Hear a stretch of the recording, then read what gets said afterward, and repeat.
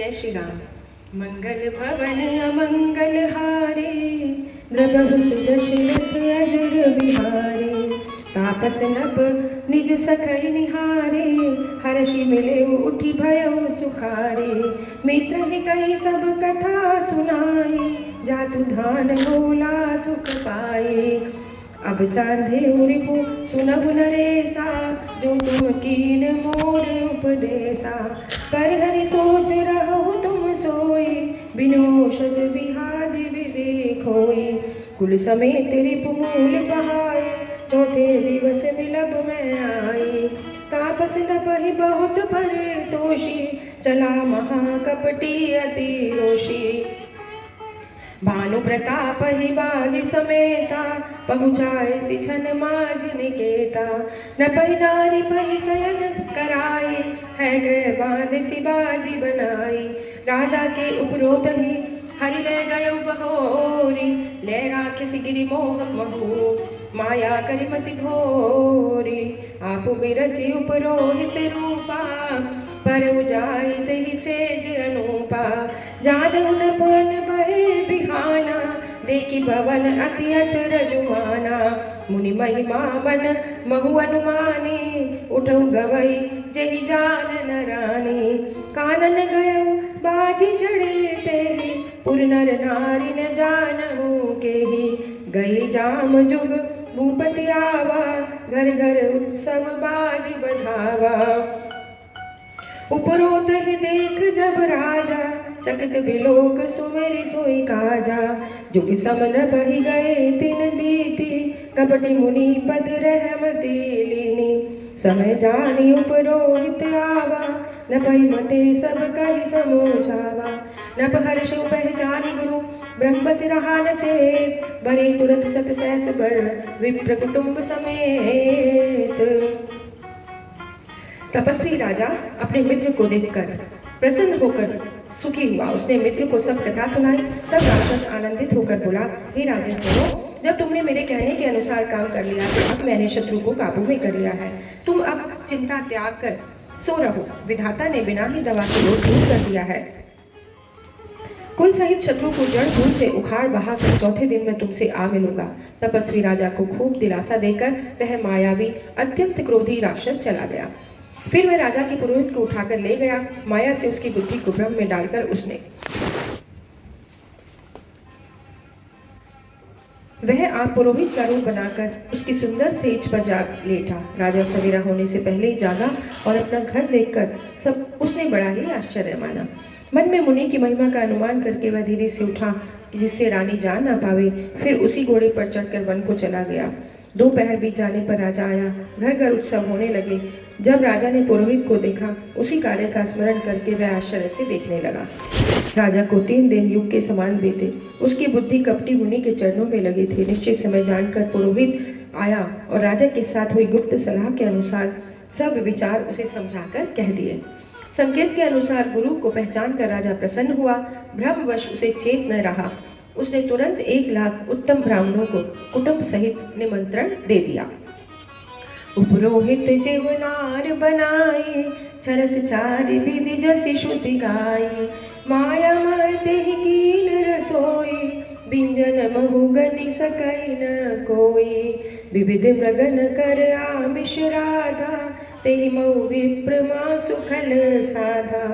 भोजन कहु सब विप्र बुलाए, पद पखारी सादर बैठाए। परसन जब ही लागी महिपाला, भय आकाश बानी ते काला। विप्र वृंद उठ उठ रह जाऊ, है बड़ी हानि अन्न जहि खाऊ। भयो रसोई भूसुर मासु, सब द्विज उठे माने विश्वासु। भूप विकल मति मोह भुलानी, भावी बस न आव मुख बाणी। बोले विप्र सकोप तब नहीं कुछ दीन विचार, जाय निशाचर होई नृप मूढ़ सहित परिवार। छत्र बंधु तय विप्र बुलाई, घालय लिए सहित समुदाय। ईश्वर राखा धर्म हमारा, जय हसी तय समेत परिवारा। संबत मध नास तब हो, जनदाता न रहि कुल दो को। नृप सुनि शाप विकल अति त्रासा, भय बहोरी बर गिरा कासा। विप्रहु शाप विचारि न दीना, नहीं अपराध भूप कछु कीना।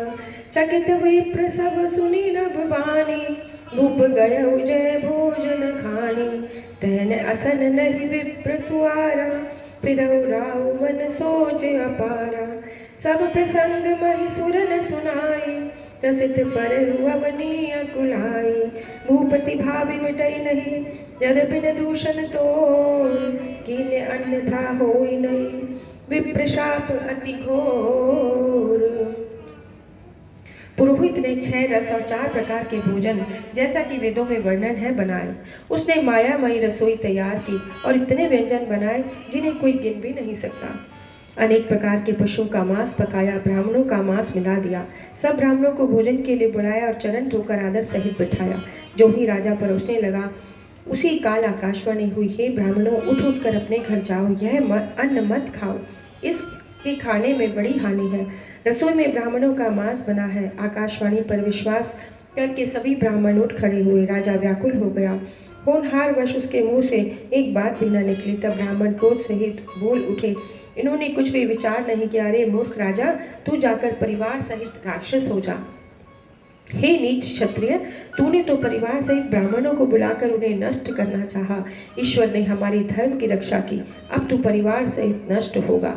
1 वर्ष के भीतर तेरा नाश हो जाएगा। शाप सुनकर राजा भय के मारे अत्यंत व्याकुल हो गया। फिर सुंदर आकाशवाणी हुई, हे ब्राह्मणों, तुमने विचार कर श्राप नहीं दिया, राजा ने कुछ भी अपराध नहीं किया है। आकाशवाणी सुनकर ब्राह्मण चकित हो गए। तब राजा वहाँ गया जहाँ भोजन पका था। वहाँ न भोजन, न रसोईया, न ब्राह्मण। तब राजा मन में अपार चिंता करता हुआ लौटा। उसने ब्राह्मणों को सब वृत्तांत सुनाया। भयभीत और व्याकुल होकर वह पृथ्वी पर गिर पड़ा। हे राजन, यद्यपि तुम्हारा दोष नहीं है तो भी होनहार नहीं मिटती। ब्राह्मणों का शाप बहुत ही भयानक होता है, यह किसी भी तरह टाले नहीं डर सकता। अस कही सब महिदेव सिधाए, समाचार पुर लोग न पाए। सोचई दूषण दे वही दे, बिरचत हंस काग किए जेहि। उपरोहित ही भवन पहुँचाई, असुर ताप सही खबरी जनाई। ते खल जहाँ तहाँ पत्र पठाए, सज सज सेन सूप सब धाये। घेरन नगर निशान बजाए, विविध भांति नित होई लड़ाई। जूझे सकल सुबट कर करने, बंधु समेत परम धरने। सत्य केतु कुल को नहीं बाचा, विप्र शाप किमि होई साचा। रिपुजति सब नप नगर बसाए, निजपुर गवन जय जसु पाए।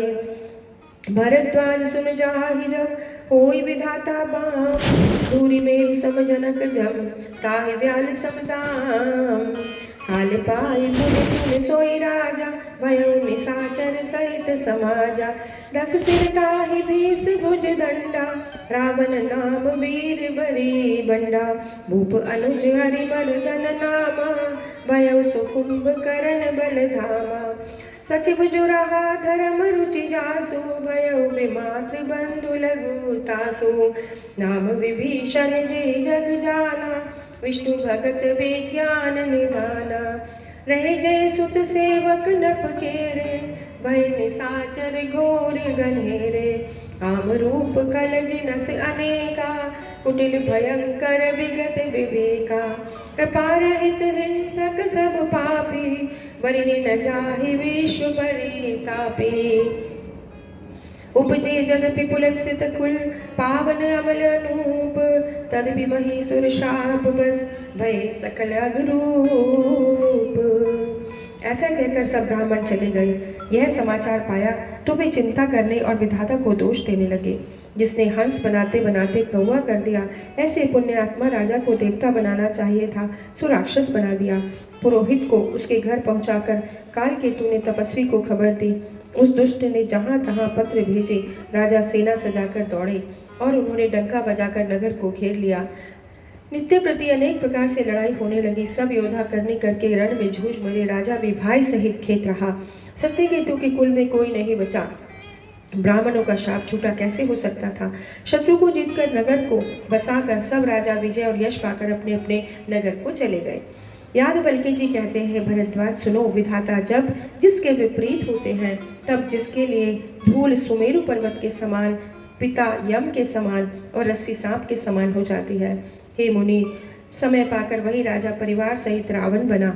उसके 10 सिर और 20 भुजाएं थी और वह बड़ा ही प्रचंड शूरवीर था। अरिमर्दन नामक जो छोटा भाई था वह कुंभकर्ण हुआ। उसका जो मंत्री था उसका नाम धर्मरुचि, वह रावण का सौतेला भाई हुआ। उसका नाम विभीषण था, जिसे सारा जगत जानता है। वह विष्णु भक्त और ज्ञान विज्ञान का भंडार था। जो राजा के पुत्र और सेवक थे वे सभी भयानक राक्षस हुए। वे सब अनेकों जाति के मनमाना रूप धारण करने वाले दुष्ट, कुटिल, भयंकर, विवेक रहित, निर्दयी, हिंसक, पापी और संसार को दुख देने वाले हुए, जिसका वर्णन नहीं हो सकता। यद्यपि वे पुलस्त्य ऋषि के पवित्र, निर्मल और अनुपम कुल में उत्पन्न हुए थे, तथापि ब्राह्मणों के शाप के कारण वे सब पाप रूप हुए। तीनों भाइयों ने अनेक प्रकार बड़ी बड़ी तपस्या की, जिसका वर्णन नहीं हो सकता। तब देखकर ब्रह्मा जी उनके पास गए और बोले, मैं प्रसन्न हूँ, वर मांगो। रावण ने विनय करके चरण पकड़कर कहा, हे जगदीश्वर सुनिए, वानर और मनुष्य इन 2 जातियों को छोड़कर हम और किसी के मारे न मरे, यह वर दीजिए। शिव जी ने कहा, मैंने और ब्रह्मा ने मिलकर उसे वर दिया, ऐसा ही हो। तुमने बड़ा तप किया है। फिर ब्रह्मा जी कुंभकर्ण के पास गए। उसे देखकर बड़ा आश्चर्य हुआ। अगर यह नित्य आहार करेगा तो सारा संसार ही उजाड़ देगा। ब्रह्मा जी ने सरस्वती को प्रेरणा देकर उसकी बुद्धि को फेर दिया, जिसने 6 महीने की नींद मांगी। फिर ब्रह्मा जी विभीषण के पास गए। हे पुत्र, वर मांगो। उसने भगवान के चरण कमलों में निर्मल और निष्काम अनन्य प्रेम मांगा। उनको वर देकर ब्रह्मा जी चले गए और वे तीनों भाई हर्षित होकर अपने घर लौट आए। मैं दानव की मंदोदरी नाम की कन्या परम सुंदरी और स्त्रियों में शिरोमणि थी। मैंने उसे लाकर रावण को दिया। उसने जान लिया यह राक्षसों का राजा होगा। अच्छी स्त्री पाकर रावण प्रसन्न हुआ। फिर उसने जाकर दोनों भाइयों का विवाह कर दिया। समुद्र के बीच में त्रिकूट नामक पर्वत पर ब्रह्मा का बनाया हुआ एक बड़ा भारी किला था। मैं दानव ने उसको फिर से सजा दिया। उसने मणियों से जड़े हुए सोने के अनगिनत महल थे। जैसे नागकुल के रहने की भोगावती पुरी है और इंद्र के रहने वाली स्वर्गलोक अमरावती पुरी है, उनसे भी सुंदर और बांका वह दुर्ग था। जगत में उसका नाम लंका प्रसिद्ध हुआ। उसे चारों ओर से समुद्र की अत्यंत गहरी खाई से घेरे हुए मणियों से जड़ा हुआ सोने का मजबूत परकोटा है, जिसकी कारीगरी का वर्णन नहीं हो सकता। भगवान की प्रेरणा से जिस कल्प में जो राक्षसों का राजा रावण होता है, वही शूर, प्रतापी, अतुलित, बलवान अपनी सेना सहित उस पुरी में बसता है। रही तहाँ निश्चर भट भारे, ते सब सुरन समर संघारे। अब ते रहे शक्र के प्रेरे, रक्षक कोटि जक्षपति केरे। 10 मुख कतहि खबरिय सिपाही, सेन साजिगढ़ घेरे सिजाई। देखी विकट भट बड़ी भटकाई, जक्ष जीव ले गए पराई। फिर सब नगर दसानन देखा, गयो सोच सुख भयो विशेषा। सुंदर सहज अगम अनुमानी, कीन तहाँ रावण रजधानी। जय जस जोग बाटी ग्रह दीने, सुखी सकल रजनी चर कीने। एक बार कुबेर पर धावा, पुष्पक जान जीत ले आवा। कौतुकई कैलास पुनि लीन सिजाय उठाई। मनउ तोल निज बाहुबल, चला बहुत सुख पाए। सुख संपत्ति सुत सेन सहाय, जय प्रताप बल बुद्धि बढ़ाई। नित नूतन सब बाढ़त जाए, जिमि प्रतिलाभ लोभ अधिकाई। अति बल कुंभकर्ण अस भ्राता, जय कहु नहीं प्रतिभट जग जाता। करई पान सोवई शत मासा, जागत होई तिहु पुर त्रासा। जो दिन प्रतिहार कर सोई, विश्व वेगी सब चौपट होई। समर धीर नहीं जाई बखाना, ते सम अमित वीर बलवाना। वारिद नाद जेठ सुत तासु, भट महु प्रथम लीक जगतासु। जय न होई रन सन्मुख कोई, सुरभुर निकहि परावन होई। कुमुख अकंपन कुलिस सरद, धूम केतु अति काय। एक एक जग जीति सक, ऐसे सुबड निकाय। वहाँ बड़े बड़े योद्धा राक्षस रहते थे। देवताओं ने सबको युद्ध में मार डाला। अब इंद्र की प्रेरणा से वहाँ कुबेर के 1 करोड़ रक्षक रहते हैं। रावण को कहीं ऐसी खबर मिली, तब उसने सेना सजाकर किले को जा घेरा। वहाँ बड़े विकट योद्धा और बड़ी सेना को देखकर उस यक्ष अपने प्राण लेकर भाग गए। तब रावण ने घूम फिर कर सारा नगर देखा। उसकी चिंता मिट गई, उसे बहुत सुख हुआ। पुरी को स्वाभाविक ही सुंदर और दुर्गम अनुमान करके रावण ने वहाँ अपनी राजधानी कायम की।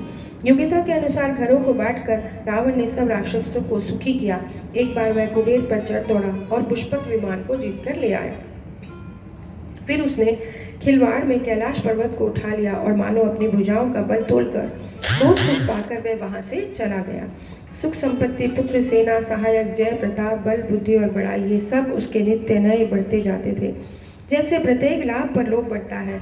अत्यंत बलवान कुंभकर्ण सा उसका भाई था, जिसके जोड़ का योद्धा जगत में पैदा नहीं हुआ। वह मदिरा पीकर 6 महीने सोया करता और जागते ही तीनों लोकों में तहलका मच जाता था। यदि वह प्रतिदिन भोजन करता तो विश्व शीघ्र ही चौपट हो जाता। लंका में उसके जैसे असंख्य बलवान वीर थे। मेघराज रावण का बड़ा लड़का था, जिसका जगत के योद्धाओं में पहला नंबर था। रण में कोई भी उसका सामना नहीं कर सकता था। स्वर्ग में तो नित्य भगदड़ मची रहती थी। दुर्मुख, अकंपन, वज्रदल, धूमकेतु, अतिकाय आदि ऐसे अनेक योद्धा थे जो अकेले ही सारे जगत को जीत सकते थे। मंगल भवन अमंगल हारी, प्रभु सुदशरथ अजर बिहारी। जय श्री राम।